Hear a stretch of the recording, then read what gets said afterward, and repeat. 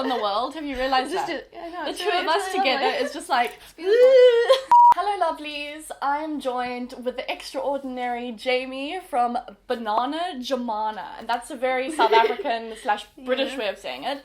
The American way is, let me try, BananaJamana. So we're here today to discuss bullying, because we found out that the two of us were both victims of bullying when we were younger.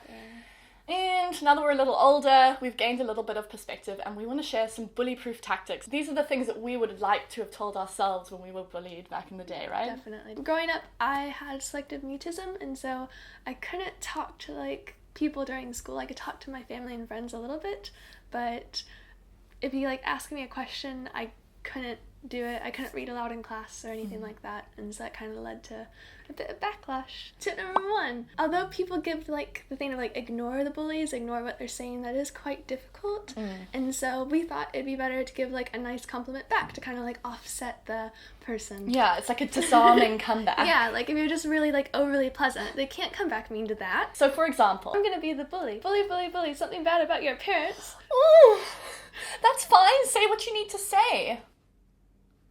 What do I say to that? I'm saying something really harsh about your career. Oh. Thank you. Okay. It just makes it awkward, you see, when you say something back that's just thanks. And my favourite one, if somebody says something really mean to you, then you just ask, are you okay? Are you alright? Because you're being really mean. Do you need a hug? A lot of the time bullies are obviously overcompensating for something that is not right. So if you empathize with them as opposed to getting angry, then you're probably going to disarm the bully and it's going to become a lot easier for the both of you. So number 2 is to not show your triggers. For example, if you feel really self-conscious about how greasy your hair is, because I remember I used to be, if I was constantly touching it and looking at myself in the mirror and freaking out, people can almost smell that and they're they'll go for you. Drawing attention to discomfort. Yeah. So your body language is obviously going to draw attention and sometimes negative attention, unfortunately. So this is where you have to act. You've got to put on your Oscar-winning performance and you've got to basically make people believe that you do not care about your greasy hair. Bring in positive body language. Yeah, just try to be more confident about who you are and what you look like and not let it show that you do care. What triggers did you have? Basically, any moment where I knew I'd be called on in class, I think that was my trigger, because people would see me reading ahead. I would extensively read ahead and then wonder if I'm going to be able to say the paragraph, because the way they would do it is in a line of next paragraph, next paragraph, next paragraph. And when it got to me, no one could hear me. And then I'd have the class go. For you to pretend that trigger doesn't exist would be really hard because it's there. Yeah. But I think what you need to do is find a way to not obsess about it. Don't overthink it and realize that most people aren't thinking about you. Most people are completely thinking about themselves and are only going to think about you if you completely draw attention to it. And so, but if you want to stand out, good for you. I don't know what to say. If that's your personality and everything's going great, then good. Don't diminish who you are, just don't let other people beat you down for who you are, I guess, if that makes sense. Number 3 is don't take gossip to heart, because the person on the other end of the line, 1, you don't know what they're going through, 2, you don't know how quick they've typed that. You don't know if they've actually put that much thought into it, if they're just saying something to say something to get attention. I've had to deal with the past few weeks and stuff with that, just gossip about me online and that sort of thing, and I let it get me really, really down. I let it get to the point where I was nearing a depression state. So you were actually giving it the power, even though there wasn't a lot there. You were kind of there wasn't much there, but it was enough to make me feel disarmed or something, if that's right. I don't know what to say. It made me feel uncomfortable. And then I realized that it doesn't matter, and now anytime I get any kind of thing where I can start reading it, I know it's kind of going to lead to a gossipy thing. Before I read it, I just delete it. Yeah. That's the best thing that I can do, which just kind of goes back to the ignoring thing. So this is very complicated. It is. It's a very complicated topic. We did not come into this video thinking it was going to be easy. But I also think with that, when you when you hear about somebody saying something behind your back as well, you've got to remember that they probably just said it because they were having a low self-esteem day and they wanted to bump themselves up, so they said something about you. But like, they didn't intentionally always want to hurt you, because they're just letting it slip out. There's two forms of gossip in my mind. One that's about like who you are as a person, and there's some that's completely just incorrect. I think it's alright to go back towards the incorrect and give a explanation of like, okay, here's the right answer, or here's what's actually going on, but do it in a very delicate way where you don't come back as if you're looking for attention, or if you're looking for a smart comeback, or being mean yourself. You always want to be polite. With the other one, that's the one you kind of do have to ignore, where if you draw attention to it, people are gonna, it's kind of like drawing attention to the hair. They're gonna know that's your weak point. Like if someone said, oh, I have a crooked bottom tooth. I do have a crooked bottom tooth.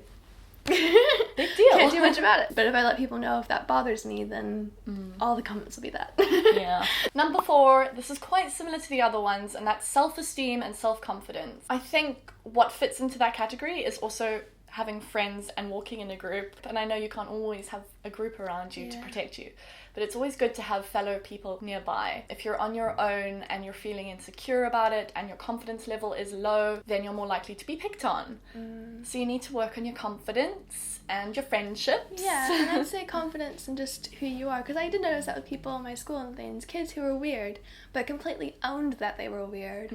Everyone liked them. Everyone just kind of accepted, oh, that's that weird person. Because they were confident. Whereas if you come off as like trying too hard, or trying to be something that you're not, or evidently like not doing things that you normally would want to do, I guess, people can see that, and they kind of just can be a bit mean. You also have to recognize that being yourself is kind of being a whole bunch of different other people too, because who you are and who you want to be kind of grows your character.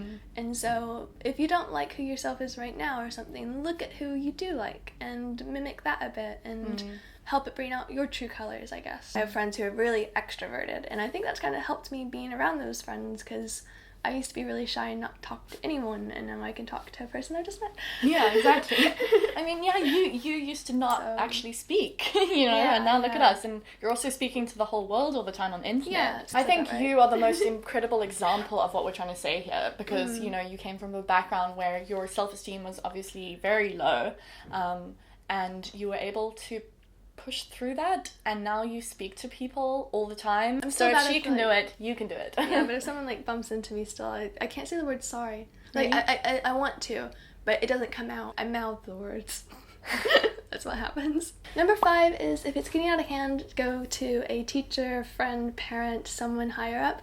The one thing I will say about this is you kind of have to assess your level of bullying. Like if it's just something small, then yes, a teacher's okay to go to, or a parent's okay to go to. If it's something larger, or if it's physical pain, or if it's something that makes you afraid to go to school every day and that kind of thing, I would definitely almost surpass the teacher and go to the next person up, because all the teacher's going to do is call that person forward and say, you need to stop. You need someone that has the power to like make them stop. And I think a lot of people are afraid of telling other people, like their parents, because of the risk of backlash. But if you are getting bullied constantly every single day, then you actually do need to take that risk. I think it's worth it, to be honest. Yeah, it's like, if something bad's already happening, it's not like anything, well, I can't say that because my husband, I'm married. My husband was in a bully situation where he did tell his mom, and it led to a worse situation of him being like beaten the next day. I think that's kind of put him off like the method of like telling someone, and I think he should still try to reach out, because eventually the help will come. You just need to continue to reach out. Like if something like that happened and he went to like a school administrator and they found out these kids beat a kid up, they're going to be out of school. They're going to be suspended. Yeah, you know, the law is on your side sometimes. Yeah, you must use it. Like, it's there for a reason. Don't just not do anything. Try to do something, I guess. So we've come to the end of our video. I really hope that some of these points help. If you've ever been bullied, and if you have any of your own tactics that you'd like to share, please let us know in a comment below. We are also going to leave some links to websites that have really helped us. And proper professionals. Yeah, professionals. And we are doing a video on your channel next. I'm really excited. And just remember, if you are being bullied, it is a transitory thing. You will get through it, just like we did. And we wish you luck, and we love you.